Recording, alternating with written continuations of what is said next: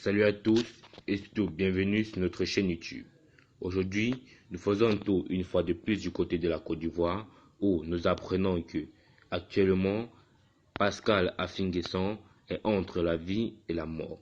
En effet, malgré la vidéo d'Affi-N'Guessan en vie, ses partisans sont toujours inquiets. Une folle rumeur distillée sur les réseaux sociaux a annoncé le décès de Pascal Affi-N'Guessan dans la soirée du dimanche 8 novembre.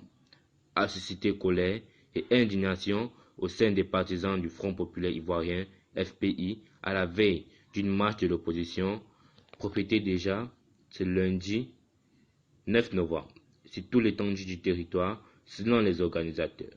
Des internautes ont annoncé qu'il était mort suite à des décharges électriques qui auraient été administrées lors de son interrogatoire. Mais il n'en est rien.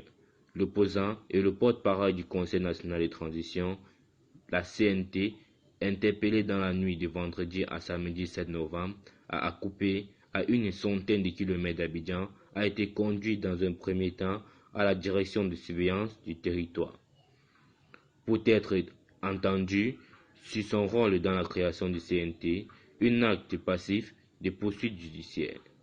Pour garantir une meilleure protection du prévenu, ce dernier a été alors conduit en lieu tenu secret afin de parer à toute réaction imprévisible de ses partisans. C'est dans ce contexte qu'est née la rumeur ou l'annonçant sa mort. Face à la persistance de cette nouvelle, la Direction générale de la police nationale a apporté un démenti formel. Ceci est une fausse information. Monsieur Affi-N'Guessan est en bonne santé et son audience par les services compétents est en cours, informe-t-elle, afin de mettre en garde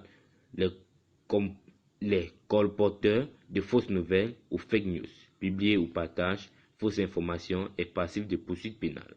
Cet éclairage de la police n'a visiblement pas vaincu et convaincu les militants du FPI qui se sont alarmés du fait qu'il n'y a aucune nouvelle ou preuve de vie de leur leader depuis son arrestation. Jean Bonin Kouadio, juriste et secrétaire général adjoint chargé de la commission du FPI, a réagi dans un message dans la soirée du dimanche. J'ai été saisi que de nombreuses personnalités politiques, personnalités nationales et internationales, des dirigeants de l'Organisation de défense des droits de l'homme, des chefs coutumiers ainsi que des guides religieux pour la réalité de cette allégation. Pour l'heure, je ne suis pas en mesure de confirmer ou d'infirmer ces allégations, explique-t-il. Le ministre de la Sécurité de la Côte d'Ivoire, le général Vagondo, a annoncé samedi que lors d'une interview sur RFI que le président Affi était détenu à la DST. Pour taire définitivement cette rumeur, une vidéo a été publiée par la police montrant enfin Pascal Affi-N'Guessan, bien portant, vêtu, t-shirt noir et un pantalon de même couleur. On le sait installé dans un mini-divan. Devant lui, la nourriture sur une petite table qu'il s'apprête à déguster. Je suis vivant, je ne suis pas mort.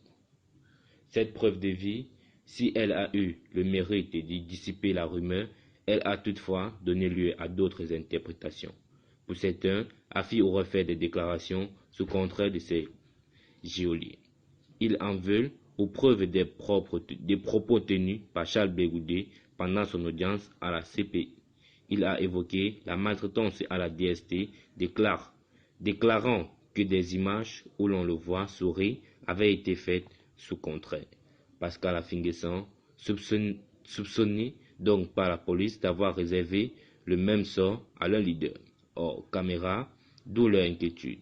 Jean Bonin, le porte-parole d'Affi-N'Guessan, invite des organisateurs des droits de l'homme, dont Women Rights Watch et Amnesty International, à se pencher véritablement sur le cas des détenus politiques en Côte d'Ivoire. Pour ne rien rater de la présidentielle et surtout de la situation post-électorale, n'hésitez pas à vous abonner sur notre chaîne YouTube. A plus et bon visionnement.